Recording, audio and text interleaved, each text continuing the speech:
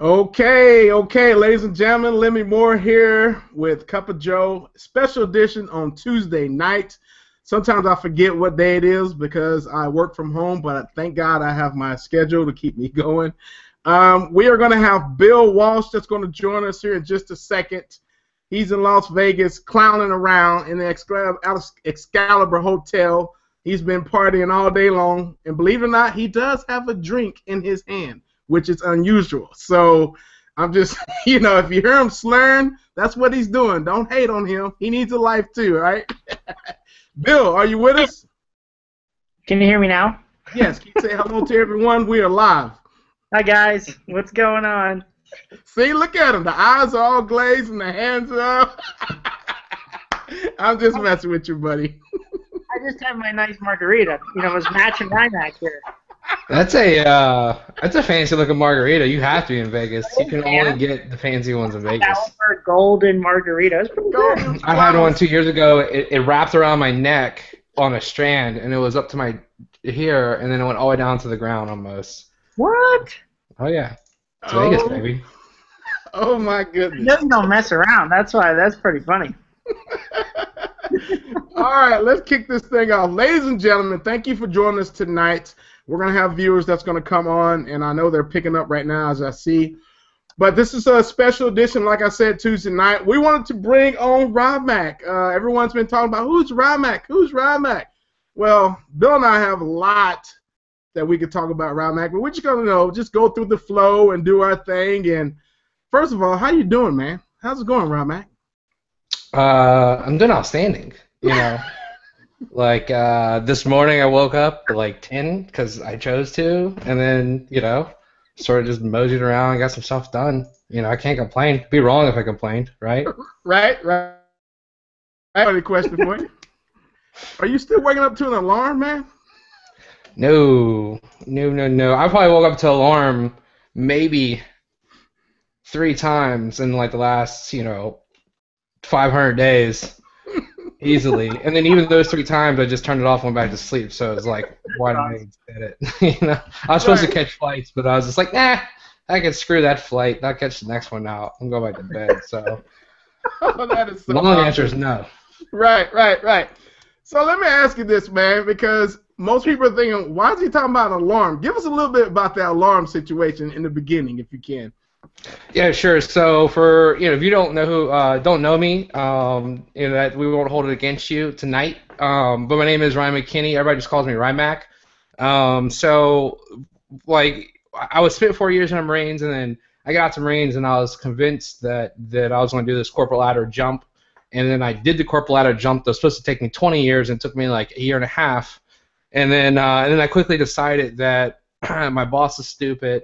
Alarm clocks were even stupider, and I didn't want either one of them in my life anymore. And then so I just set on the path to remove those 2 things from my life, and it took me about 90 days, and I did that, and I haven't looked back since. And this was go back to 2011. So it's been a nice little run here for the last few years, and I can never go back to an alarm clock. I can never go back to a boss. I'll sell shovels to people digging holes in the ground before I'll go back to that lifestyle. So. Wow, I heard that. I mean, he literally hated his alarm, guys. No, I did. Like I pulled it out the wall. Like I had a talk with it. Like then she wasn't my fiance yet, but she was my girlfriend. But then now fiance thought I was nuts because I was talking to my alarm clock. I swore it to banish it in hell and I haven't heard it. I haven't heard it since. It hasn't worked since. I haven't heard it since. So. Oh my God, that is awesome. And it's a huge thing. I think it's important that that you're able, that people, especially if you have that desire, you design your lifestyle around the way you want to live. And it's not made for everybody. The 2 gentlemen that you guys followed, it was for them because I watched them go to that lifestyle, which has been awesome to watch you guys flourish and see all the cool things you guys are doing. But it's inherent in some of us, and some of us we just can't deal with it, and it's going to drive us crazy until we do it. Some people it's perfectly fine. Right. There's nothing wrong with that. Yep. Right. I remember, and Bill will ask you this in a minute, but I remember when I took the shift of leaving my job, and I remember you saying something very important about, and And when you said it, it was like you were talking to me, and I was like, really? He just called me out like that? But you were like, people will take that, they'll think about quitting a job, but in reality, they're pretty much chicken shit. How do you remember saying that? Yeah, no, it was you paraphrased it pretty closely. It was Right? like I think I said he was something like it's people want desire, like they think, oh yeah, I want to leave my job, I want to work from home, I want to do my own thing, but when it comes time to do that, they're just big pussies. Like they can't do that, and like taking that leap from, and there's nothing wrong with that, but taking that leap from, you know, I had my first job when I was 14. I worked at a car wash when I was in high school. And so pretty much every month of my life from 14 until I joined the Marines, and I had a job before that until I got out into corporate, until I was 25, so over a decade, I was paid every 2 weeks. Every 2 weeks for over a decade, I can expect, X amount of dollars in the bank. And then the whole time it's fun for me to say, or it's, man, I want to be able to do what I want to do and make my money and get blah, blah, blah. When it comes time to do that, it's a whole other ballgame, because when you say I quit and I got to make my money now or I starve, and there's no certain paycheck coming in on the 1st and the 15th, that's a scary thing. So it's easy for people to talk, but when it comes time to walk, very few people do it. And then of the people that do it, very few people have success in doing it. And that's sort of what makes the allure of being an entrepreneur so great, is just because everybody can't do it, but when done right, you can live a pretty tremendous and awesome lifestyle. Yeah, I remember when I took the plunge, I ain't gonna lie, I was scared. But, my beautiful wife was like, you know what, man, you've been doing this for like 3 years now. Just go with it. I was like, cool. Yeah. I was like, really? Did she really just say that? That's huge. That's huge. I think behind every successful man that has a woman is a really awesome woman, because when I took the plunge, it was because I had already, and I'm not going to sit here and act like I'm awesome, because I had built up an entrepreneurial income, like part-time, that replaced my 6-figure day job. Right. And I still hadn't quit, but then we were pregnant with, he's now going to be 2 in December, but we were pregnant with him 4 months, and she was losing weight, and so she went in the hospital. I called my boss at the time, like, hey, Brenda's in the hospital. She's pregnant. She's losing weight. She should be gaining weight. They admitted her. I don't know when I'm coming back to work. She's like, oh no, I need you to work today and tomorrow, blah, blah, blah. And then like right in that moment, she couldn't even finish her sentence. I was like, I quit, So I walked back to my office. I had a letter of resignation already typed up, fired that off, and I quit my job right on the spot, because it put it in perspective. And then so she didn't know that I did that. So she was still in the hospital for like 3 more days. Everything was fine. Everything turned out good. And then when she came home, then I decided to spring on her that I quit my job. And I just basically said, hey, do you trust me? And she's just like, yeah. She's like, what did you do? She's like, you quit your job, didn't you? And I'm like, yeah, I did. She's like, I trust you, And I was expecting her to be pissed or upset or some pushback. When I heard that I trust you, I was like, boom, all right, let's do this, And so I think one thing that sucks for entrepreneurs or people who have that spirit is they don't have that kind of person in their corner. They just have nothing like nagging, like you're stupid and never going to work and blah, blah, blah. It's a scam and whatever they say, because they don't understand it and they fear the unknown and they just don't trust the person. So it's huge, and you look at you, you're flourishing too, you're doing well. And that's because you had an awesome woman that said, I trust you, let's go. Like, I got your back. So I think that's tremendous, in a lot of people's success. And I always give her that credit for sure. Awesome. And, yeah, man, I ain't going to lie. I mean, I tell people, if you're going to do it, you need to do it and go full throttle. It may not work out for you. And one thing I've noticed, too, is it's kind of hard to get with my buddies and all of them now, because if they're not doing what I'm doing, and it's just a little strange, a little awkward. Like when they come and see me, we go out, we're having a good time, I'm paying for this and that, and they're like, what do you do again? Yeah. Yeah. Well, see, I love that question, because like if I want to continue, like actually have a conversation about it, and I'll say something really cool sounding, and they're like, what? And then like make it sound cooler, and it's really not that cool. But if I don't, I'm like, design websites. Like, oh yeah, whatever, you're a website designer. So like, that's a really good open-ended question. But as far as on Facebook, I have hundreds of friends from high school. None of them hardly interact or talk to me anymore. I do have a good friend from high school I had a kid. I have 4 boys. That are from 11 to about to be 2, and I'm 28. So like I have a first kid when I was 17 as a teenager, and my best friend at the time, we're still best friends now, and he's always been the kind of guy that does like the carpenter, works offshore, what's the scaffold builders, like just works with his hand, tradesman type person, roofing, windows, like you name it, he could do it. And just recently, he came to me like, I see you doing all this shit, I don't understand it, but like, what can I do to be like you? And I'm like, you got, I got a nice few years head start on you, so good luck being me. But like the easiest thing to do that I've seen is to either arbitrage and sell marketing services to local businesses and just be a middleman, or sell T-shirts on the internet, because that's pretty simple to do too. And so my friend, he basically, him and his buddy, they teamed up. I gave them some information on how to sell T-shirts online, and they've been selling T-shirts online, and they've been making money like the first few campaigns out. And this dude's like, I don't even know what Facebook is. Like, he doesn't even have Facebook. He's been a tradesman his whole life, and he's slinging T-shirts to like electricians right now. Right. And he sort of has that spirit. But most of my friends from the Marines, and they hit me up, and then I send them and say, hey, here's something you could do, and they fizzle away pretty quickly. I believe to my core, and I've said this a few times, that people, like entrepreneurs, are born entrepreneurs, just like people say that gay people are born gay. I think that you just have that innate thing in you that you're born that way. In the same way that gay people may not be born gay, but you can become gay, you can still become an entrepreneur, but it's just easier if you're born that way. True. And I believe that to my core. I think I was just born that way. I look back at my life till I was like elementary school. I was like, arbitraging stupid stick figure drawings and stuff, Wow. So I'm gonna ask you 2 things here. What the hell does skiggle mean?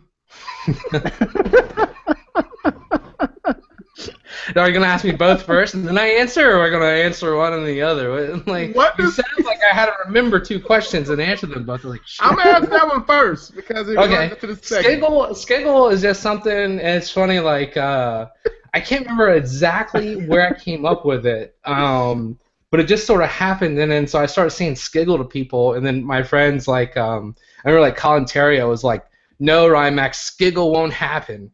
And I was like, you know what, skiggle's gonna happen. And so I made sure it happened. I can't remember where it comes from. Like Don Wilson, my buddy, like he'll text me just like skiggle out the middle of nowhere, and it's just some stupid funny term that I thought up one time, and it just sort of, one friend said I couldn't make it happen publicly, and then I made sure it happened. That's about it.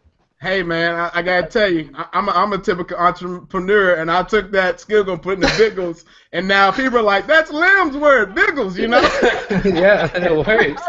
And then I started just saying it's the skiggle that makes it wiggle. People just love it. It doesn't mean anything. It just sounds provocative, so it works. Oh, man. All right, here's the second question, and I see this a lot because I follow you with your T-shirt stuff. Where did you come up with I want it more than you? So it's funny. I thought of this, and I think that goes back kind of to my days when I was in the Marines. And as a Marine, they train you to kill people. They train you for life or death. If you're in a hand-to-hand combat situation or you're at war, it's me or you.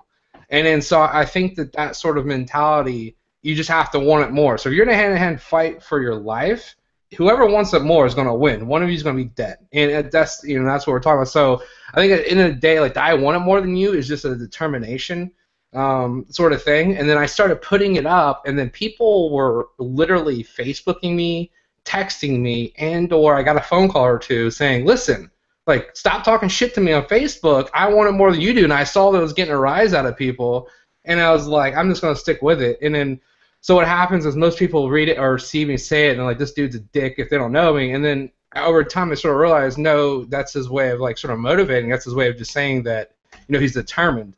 So at the end of the day, your want to is huge in being an entrepreneur, and most entrepreneurs have to want it more than the person next to them to be successful. So that's just sort of where it came from. And then I saw that it was getting a rise out of people, by people personally hitting me up thinking that I was talking to them. I wasn't just saying a broad statement. Right. And then so I realized that I was pissing off people and getting getting in people's heads, so I kept doing it. You know, you've got to understand Rymac, y'all. I mean, his humor cracks me up. He will post some shit online, and you're going, "What did he just mean?" You know, I just start smiling. That's funny. I mean, it's true. Like I can say stuff. I say stuff all the time that's open ended and not directed towards anybody, but people will read it and they'll think that I'm talking to them, so they'll answer it and defend a position I didn't even take. So, like, I love it. All right. So let's get a little bit into video marketing because you don't do that anymore. Well, I'm assuming you don't because you sell a lot of T-shirts these days. You know. Well, I sell a lot of T-shirts for fun. You know, I still do video marketing. I still do SEO. I have a full team. It's just that I've replaced myself in every part of the business that runs that. Right. And I ain't got shit to do, so I said, let me go figure out master Facebook. That is awesome. I love that. That's just great, though, right there. That you take yourself out of the equation, and now you're like, I'm going to go figure something else out and have fun. I took myself out of the equation. It's just like, well, what now? Because I can just go like that and say, hey, let's go rank over here for that, and it's going to happen because I've replaced myself. I don't have to do it. Yep. And it's, excuse me, so we have the organic traffic down. We have the part, and so where we're weak in our digital strategy was paid traffic on Facebook. And we would rely on my network of friends, and you know, I have a lot of good friends that are awesome at Facebook. I just sort of said, you know what, you know, people think that all I can do is SEO, and that's all I'm known for, and let me show them that I can do something else. And then so I buried my face in Facebook, and now I'm pretty good at that shit too. That's awesome. Wow. Guys out there watching right now, it is possible to set up a team like we've always been teaching you, systems, to obviously get yourself out of the equation and keep it running each and every day. Wow, that's amazing, man. That's totally amazing. Wow. Yeah, I mean, it took, you know, I've been doing SEO since 2011. I've always done video SEO. Video SEO will always be near and dear to my heart because it's how I quit my job. You know, I was ranking YouTube videos real quickly and generating leads and then cold calling or warm calling people that I'd already sent traffic to and basically saying, hey, I'm the reason that you made, you know, $500 last week, and you want to keep that party going or what? Right. So it'd always be near and dear to my heart. I got some cool stuff working in the background right now. Probably the turn of the calendar year, like January, I'll put out there. We're just testing some stuff and making sure that it's viable for everybody to use. So in the background, I'm doing it, but in the meantime, I got nothing else to do. Facebook's fun. I think Facebook's a great traffic medium. There's obviously a lot of traffic there. So it was, you know, either figure out master solo ads or Facebook traffic. Those are the two options I gave myself, and then I said Facebook. Facebook's what I got to focus on. Solo ads don't look like fun. Huh. You know, I look back at your career, man, and, well, I don't call it a career, your success, and I remember going through Aaron Reeves. What is Aaron up to these days? Aaron's still out there, man. Aaron's good. He's yeah. So and Aaron's a good dude. When I approached him, with Offline Legion, and nobody knew who I was, and he had a little bit of a following and stuff. Right. He gave me the fairest cut. You know, I approached other JVs, and they wanted to take more of my money and give me less of the pie, and he's very, very fair shake. Right. I know he's focused on being a rap artist, and I also know he does marketing and consulting for businesses as well. So I know he's out there putting stuff out and doing cool things. I just saw him not long ago. Every time I go to Atlanta, I make sure to connect with him. Awesome. You know, Brenda, my fiance, knows his wife, and our kids hang out. We got dinner. Okay. Stuff like that several times. So, yeah, no, Aaron's good people. He's still out there hustling, man. He'll always be doing that. Yeah, he's a good dude, man. I remember following him with the WSOs, and he was like, Lim, I can't explain this. Just call me. And I was like, oh, crap. I was like, are you serious? Call you? That sounds like Aaron. That's just it's too much typing. Just call me. Like, let's talk about it. Yeah, man, that is awesome. So that tells you how long I've been following you, man. Now, people out there, remember, reason why I'm successful, because I stalk my people and know everything they're doing. I figure out what they're doing, and then I mock it, and I get success out of that. That's 2.5 years ago. I know it. That's 2.5 years ago. Wow. Yeah. That's great. Yeah, and like where you're at now, man, that's awesome. I know it. So, real quick, Crazy. some of these guys want to know some inside secret on. We have a lot of local, guys in this group, and I want you to hit on a book that you read. I know everything about Rymac, y'all. Freakonomics. Tell us a little bit about that. Yeah. So Freakonomics changed my life. And if you've never read the book, go read it. They have a second one. Actually, the second one's sitting right here somewhere in our office. But they have their second one out called Super Freakonomics. The original one, they made a documentary on it, which basically is just a book and a documentary. We all know the books are always better, but the documentary does do the book justice. I think the documentary is probably Netflix, and easily find it on the internet or at your local, if they have Blockbusters anymore. So my big takeaway, like Freakonomics, is basically two economists and these scientists that look at things in life and then they say it can be explained by some sort of mathematical equation, basically. So they looked at like sumo wrestling, which is supposed to be the most pure sport in the world, and that's why they do the freaking like this and they throw the whatever, and it's supposed to be like purifying, and then they show you how incentives and how guys that are supposed to go, if they win, they go up another level, fight a guy already on this level up here, like 9 times out of 10, this guy wins. And then it's because there's a backdoor handshake, give me money or cash, whatever it is. And there's an incentive for this guy to let him win, because if you let him win, he's gonna pay you, and then you're already at that level, you can't go down. So they do that, and there's a whole bunch of different tests. So at the end of the whole book, the whole impression that the whole takeaway for me was humans, it doesn't matter what, are driven by incentives. And so I took that and I basically, in my businesses, apply that so that I have the highest paid assistant. My assistant's probably going to make like $120,000 next year. Not many assistants make that amount of money, but mine will. And that way, that person wants to be my assistant and they want to be the best assistant they can. And then so where most assistants make $40,000 a year, mine's making 3-4 times that amount. So I apply that, and I know that I don't want to do a bunch of stuff to make money. I just like to make money. So I over-incentivize people, and I use incentives to drive that human nature to want to be rewarded and make more money to do things I just don't want to do. So it's almost like incentivizing loyalty, for lack of a better term. So definitely read that book or watch the documentary. Changed the way I look at things, and it took my business and it flipped it around to where I was trying to get the cheapest and best employee to where I would just overpay to get the best employee, and that's just easier to do. Wow. That's deep. I mean, most people don't think of it that way, and I mean, if you consider all the things to go with, because there's always that person that's going to win up there all the time. You just got to figure out how to be that guy. You know what I mean? I had a deal through where this guy didn't want to. He basically, his company was, they did over $1 million a year previously. He was way in debt, and he was driving the company to the ground. And he refused to give me and my team any incentive to want to come in and fix it, and just lowballed us. And I had a kind of conversation with this guy. I'm like, listen, do you want 100% of nothing, or 40% of a lot? And so he wanted 100% of nothing, and that's what he has right now is 100% of nothing. It had my team come in and had we fix this company in a very hot market, a very easy thing for us to do. We already had the traffic, we had everything lined up to blow it up.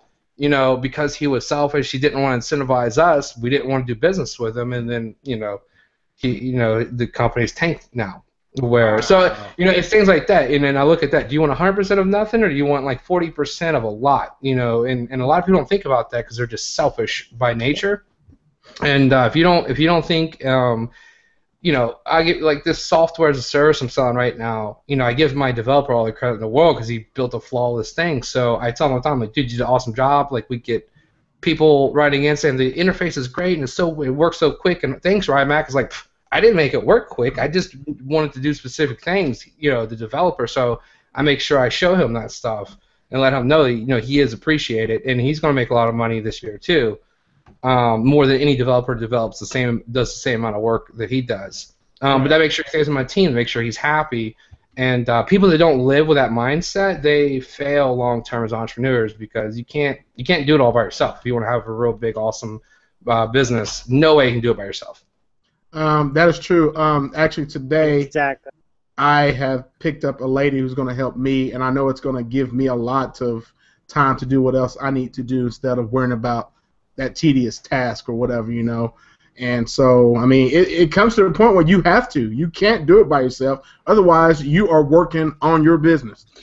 Yeah. Yeah, one thing, too, if especially if you have a lot of local guys, too, is the putting a referral, like a really juicy referral program in place. I know you guys have heard me say this before, but anybody listening, so one of the ways that I took, because I started with a local business and going after local business marketers, local businesses as a marketer, selling SEO packages. One thing I basically did is once I provided a result or some sort of value to my client, and they were happy. So especially if they called me up or sent me in like, hey, I'm number one, thanks, and you're awesome, or any time, or once I produced a result, I say, hey, listen, you know, you're paying me $1,000 a month, but if you refer me somebody and they become my client, I'll give you a whole month off because I knew my margins weren't, you know, they're paying me $1,000 a month. It might cost me $100 a month to actually perform the service.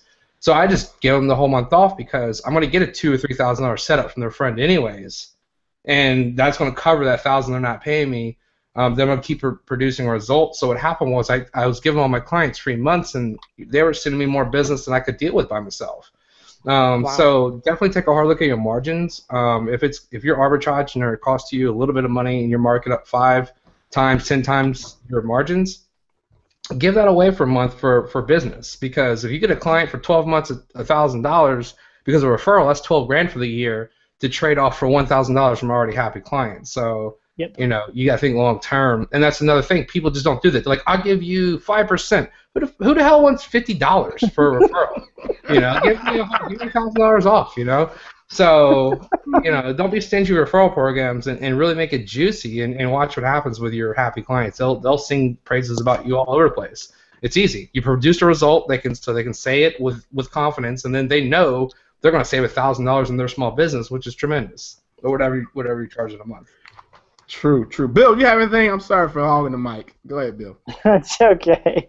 I just like to listen. I was told a long time ago that you have 2 years and drink your margarita beer. Cheers. Yeah, Bill. Cheers, buddy. I got it all rock. We'll be good. We're good. Awesome. So, what were you gonna say, Bill? No. So I have a couple questions whenever you're done, Lem. But my main one, you know, can you hear me? Mm-hmm. Yep. Oh, okay. I was lost for a second there.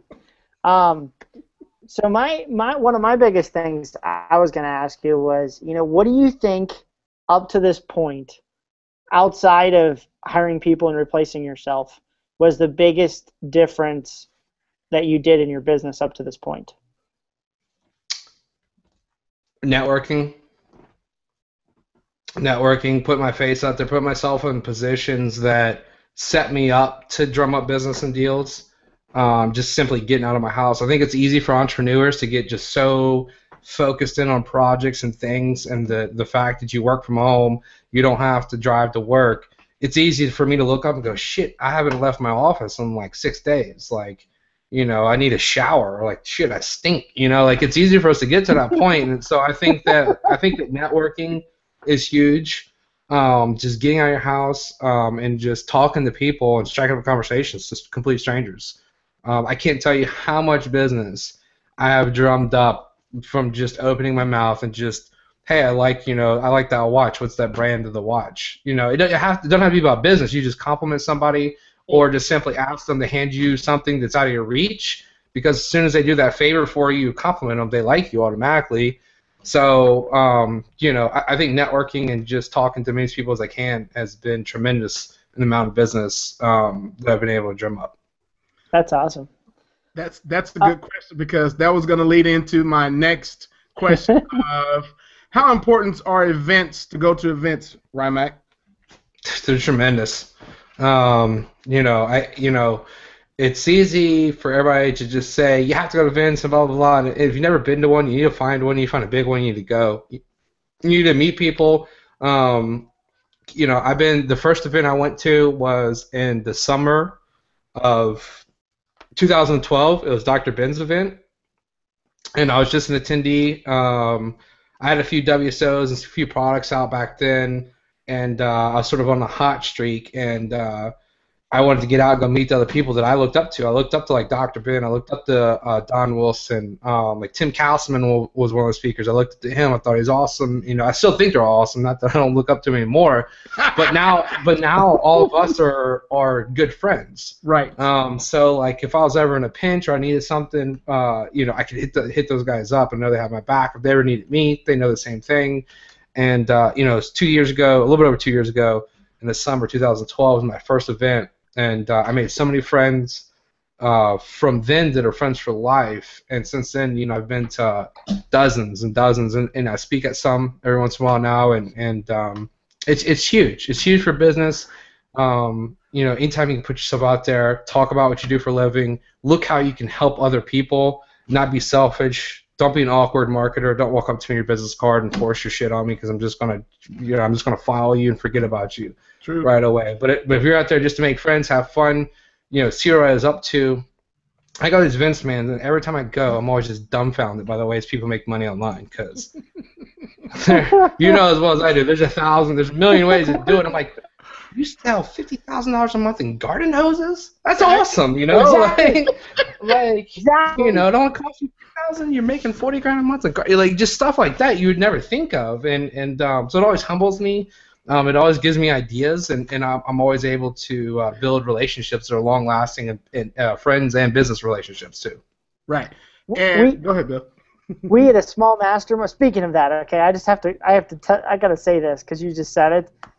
We had a small mastermind the other day with 5 people, and we had 5 different products come out of that, and I was dumbfounded. I did the same thing. Like one of the big ones that was mentioned, I was like, seriously? Yeah. Why didn't I ever think about that?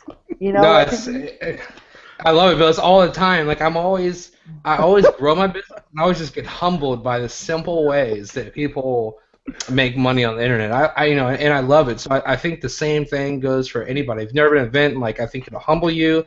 I think it opens your eyes out. I take my people to events every once in a while so they understand and they sort of see.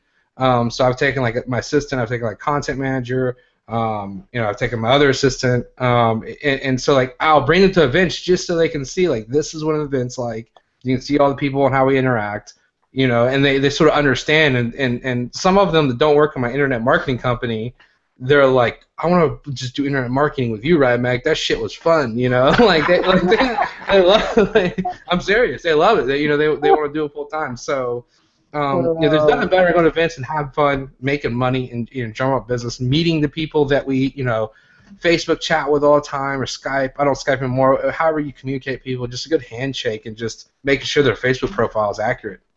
Man, right. I met so many people at this last event that we were all at, and still connected with them right now, and it is freaking awesome. I mean, like you say, you don't just go up to someone and say, here's my crap, whatever. I mean, you don't do that. You just, talk to them. You want to know the best way to get in someone's graces that you respect is be like, I bought X product and it's amazing. Yep. You're like, I'm listening. Keep telling me how awesome I am. I'll be your friend forever. I apologize to you that night.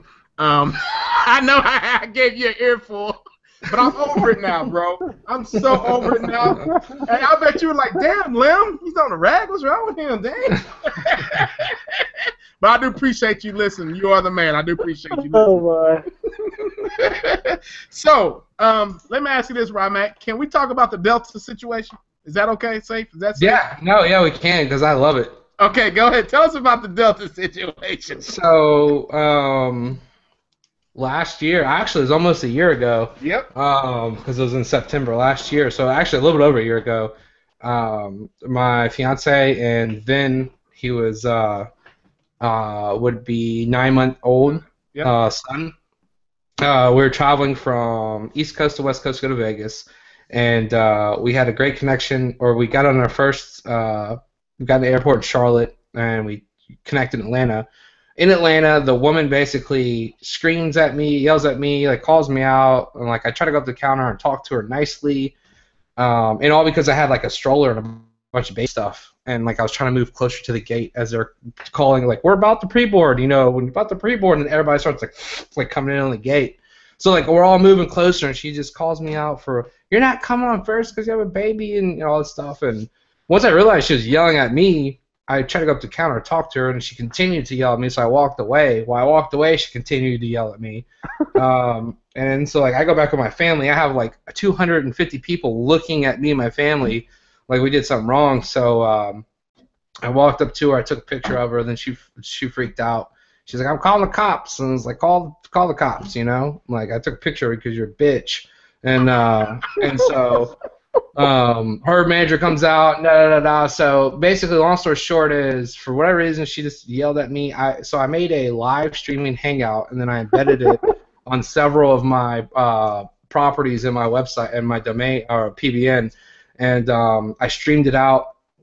And then it ranked for like Delta airline complaints, Delta airline complaint number 3, and so the CEO of Delta saw it, had his personal assistant call me because my hangout was just a reporting of facts. Like I said, listen, like I went here, had a great experience. I went here, had a terrible experience. I flew to Vegas, came back, great experience, and went home. Everything was awesome except for like right here. This is where it sucked.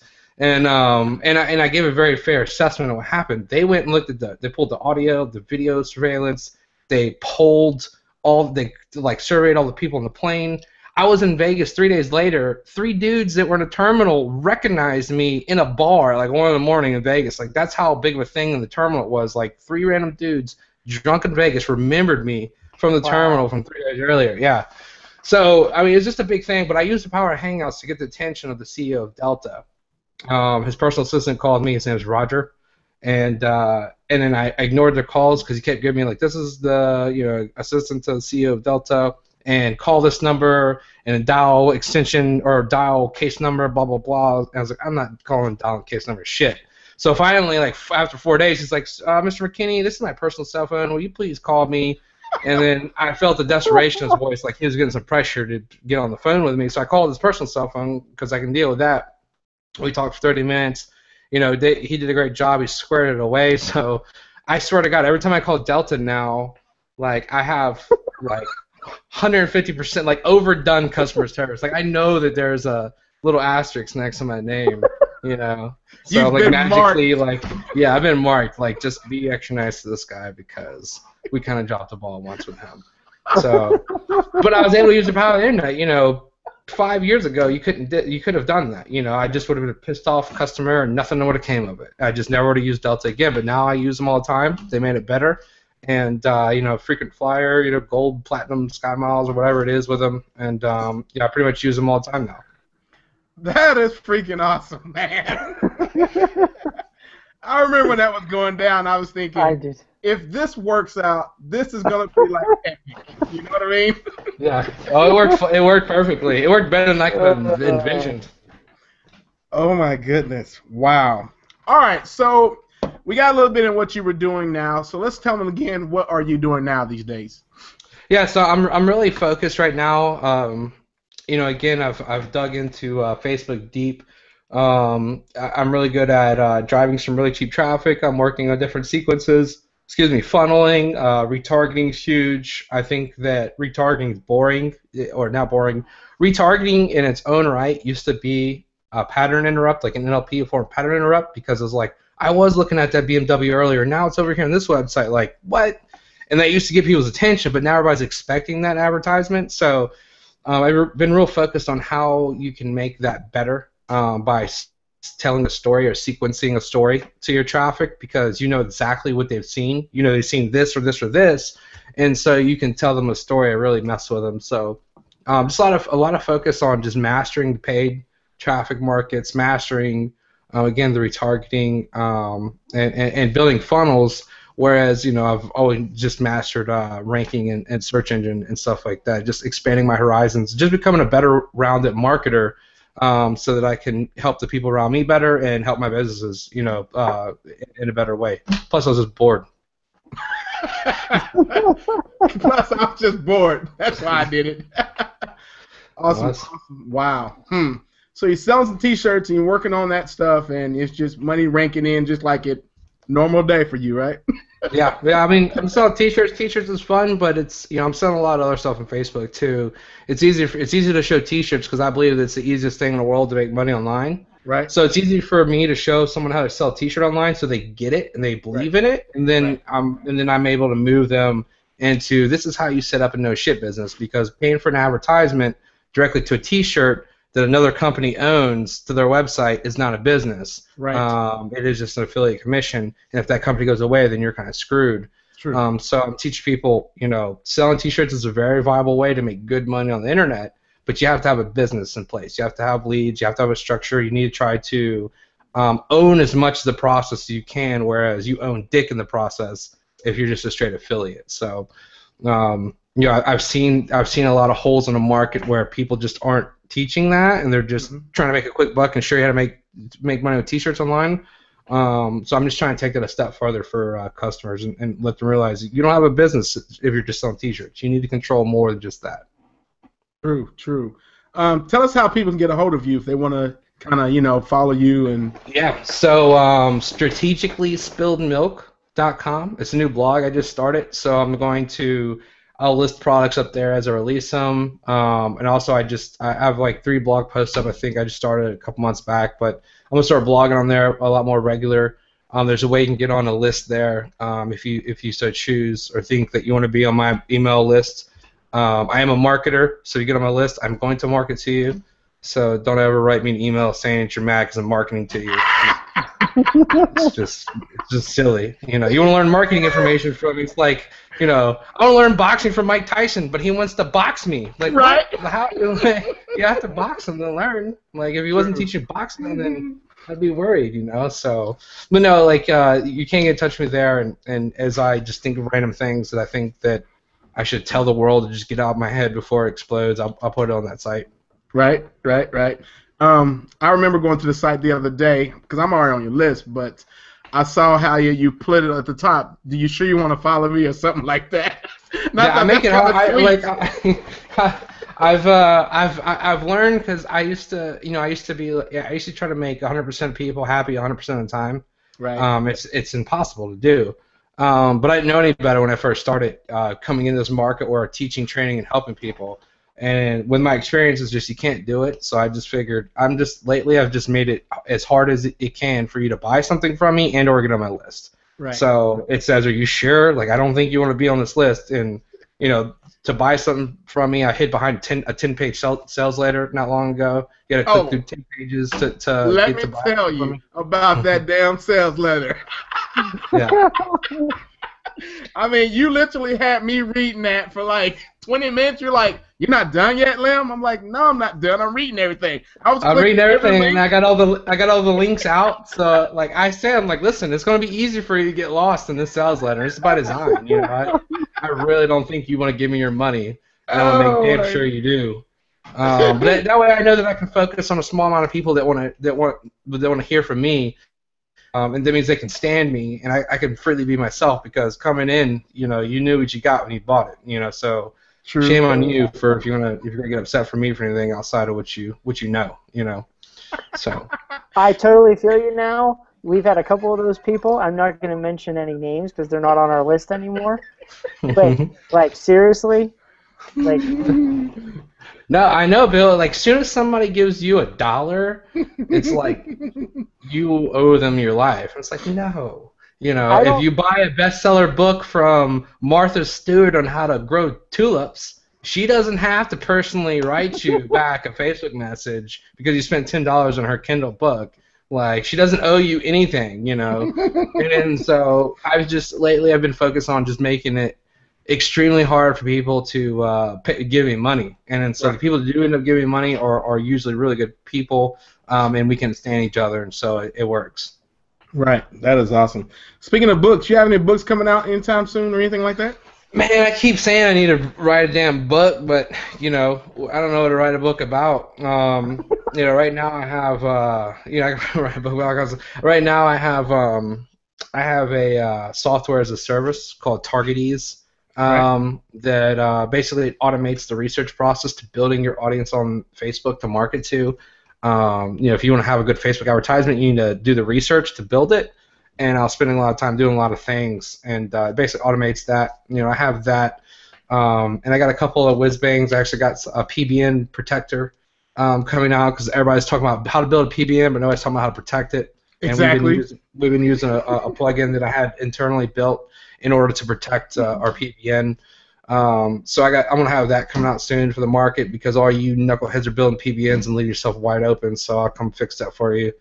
Cool. But other than that, I've just been burying my head down and focusing on Facebook stuff. I still got SEO stuff working in the background, and going to focus on getting some stuff out in the market that's going to plug some holes in some of the things that I see where people just aren't paying attention to and they should be. Makes sense. Makes sense. Wow. Woo, man. I wrote down some questions for you this time, and you ran through them like boom, boom, boom. Like that's Rymac, boy. Let's go. I Get didn't that like. thing out there. You know what I'm saying? Bill, you have That's anything fine. else? My friend the other day, Tanner, was like, "Hey, I need you to do a webinar for my mastermind in like 2 hours," and I was like, "All right." So like basically just show up with the internet, nothing planned. 2 hours later we're having a great time. So so that's fine. So what do you like to do That's for fun, awesome. man? Because I know you travel out with the family, but I know when you're not with the family, what do you like to do for fun? My escape and fun is billiards, pool. I'm known through my circles. Well, everybody knows I like to play pool. And everybody has learned not to play me for money yet, so I'll still take your money if you're stubborn about it. There are some that have touched that hot stove, but I love pool, man. When I need to just get away, think, and just let my brain process and just be alone and not talk to anybody or do anything, all I need is a pool table and in a few hours, I'm going to get back in it. That's awesome. I was on a podcast show the other day, and I talked about how I loved going to the driving range, and I totally slipped on there, and we just start laughing because of what I said, but I'm not going to repeat it tonight, but it was hilarious. And when you said that, I thought, oh, that reminds me of mine. They're like how I get away sometimes. But I'm sure our viewers will not like. Well, see, I suck at golf, so that can't be my getaway. Like, I'll play it, right? But it's not to relax. Right. Awesome. So you mentioned a long time ago that you're trying to build a legacy for your family, and most people don't do that. But when you said that, I thought, wow, that's deep. He's trying to build a legacy. Yeah. It's I think, and it kind of goes back to what we talked a little bit earlier, where people, the glamour of I want to quit my job, be my own boss. It's a glamorous thing, and then that happens, and then some people are like, it works, and like, well, shit, what now? But I think going into it, it's when you ask somebody why are you doing this, they'll say, I want a six-figure income, or I want to be a millionaire, or I just want to spend time with my kids, or I just want not to have a boss, or there's a lot of things that people just don't want. But I think it's very rare. There's not many people that think of, for me, it's like my grandkids know who I am, and probably don't need a want for anything because of what I do now and today. And then so that that part is what keeps me driven. Because if I was just doing it because I want to be a six-figure earner, or just doing it because I didn't want an alarm clock, whatever, I'd be done by now. We wouldn't be having a conversation. So I think it's important for me to leave whatever mark I can for the generations that come, in my family, and leave that legacy. That's awesome. Yeah, Wow. Absolutely. Go ahead, Bill. Do you have any one more thing? Because I do actually. Go ahead. I had two, but I'll ask my one more, my main one. So I know through your lifetime that you've had mentors. What's your take on mentorship, and what's it done for your life up to this point? You have to have a mentor. At the end of the day, you have to surround yourself with people smarter than yourself, and then you need to find one of those people smarter than you, and you need to ask them to be your mentor. I mean, it's huge. And I'll give you an example. So I fought the business mentor. I didn't need a mentor type thing for a while, and I was able to achieve a certain level of success without one. But once I was able to get somebody I could lean on, somebody I respected, somebody I trusted their opinion, business doubled, tripled, quadrupled, and now I have an ability to, when I set up a brand new company, I know that I can set it up because of my mentor. I know that I can set it up to a certain way. I can build in my incentives a certain way, and I can build a foundation so that in 3 years the company can be sold for 5 times revenue versus 1 times revenue because my mentor's helping create value out of the revenue that I'm able to generate. Because I can generate $1 million in a year, but what does it do if there's no value in the company? I can't get rid of that company for anything other than revenue. So having a mentor is the difference between making $1 million and $5 million, or $5 million and $25 million, and it exponentially goes up. So you definitely got to find somebody. If you have to pay that person, because people that I look to be a mentor, they're very busy people. They've made hundreds of millions of dollars. They've flipped companies. They've done all the things that I want to be able to say that I can do, and just saying, hey, be my mentor is not going to work.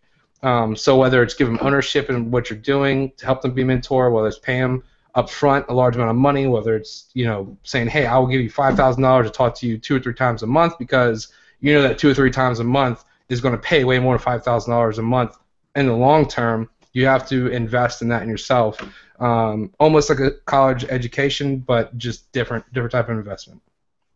Boom. There it is. There it is. Woo! Okay. So I don't need to ask what's the future of Rymac because you've already told us everything that's going on. Oh, you'll see me. I'll be everywhere.